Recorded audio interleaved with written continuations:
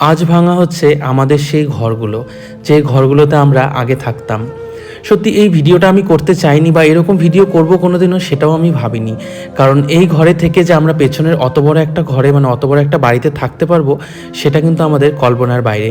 ভগবান মুখ তুলে চেয়েছেন, তার জন্যই কিন্তু আমার বাবা সেই ঘরটা বানাতে পেরেছে।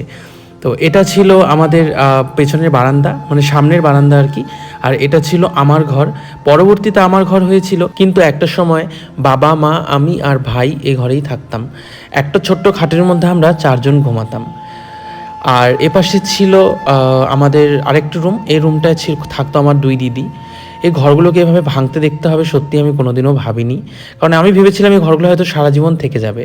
আমরা ও ঘরে থাকতাম, কিন্তু তবুও কিন্তু রোজ এই ঘরে ঢুকতাম, কারণ এই ঘরে আমাদের বন্ধ ছিল না। এই ঘরগুলো পরে বানিয়েছিল। এখন এই ঘরে আমার বাবা পেশেন্ট দেখে, তবে এগুলো আর থাকবে না, কারণ ওই দিকে এই ঘরগুলো বানানো হবে। যখন কমপ্লিট হবে তখন আমি তোমাদেরকে ওগুলোও দেখাবো। তবে এই ঘরগুলো ঢুকে একটা জিনিসই আমি ভাবছি যে এই ঘরটা এত বছর আমরা থাকলাম, কিন্তু আমরা এই ঘরটাকে কি দিলাম, সেই পর্যন্ত ভাঙতেই হলো। তো এখানে দেখছো যে একটা কাঠের ফুটো, এই ফুটোটার মধ্যেও রয়েছে আমাদের নানান স্মৃতি ছোটোবেলার। কারণ এই ফুটোর বাইরেই ছিল রান্নাঘর। ছোটোবেলা অনেক অনেক মজা করেছি আমরা এই ঘরগুলোতে, সবাই মিলে একসাথে থাকতাম। এখন আমরা ওই ঘরটাতে থাকি। তবে এই ঘরগুলো ভাঙবো কোনোদিনও আশা করিনি। এই ভাঙার একটা অন্য কারণ আছে। তো ভগবান যে সত্যি এই দিনটা দেখাবে আমরা কোনোদিনও ভাবিনি। কারণ একটা সময় গেছে যখন আমাদের খুবই খারাপ অবস্থার দিন গেছে, খুব অভাব অনটনের মধ্যে আমরা কাটিয়েছি।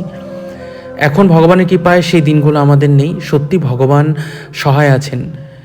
অন্যেরটা দেখে না জ্বলে, অন্যেরটা দেখে হিংসা না করে যদি সৎ সহজভাবে থাকা যায়, তাহলে ভগবান মুখ তুলে চাইবেই। সেটা হয়তো আমাদের দিয়েই প্রমাণ।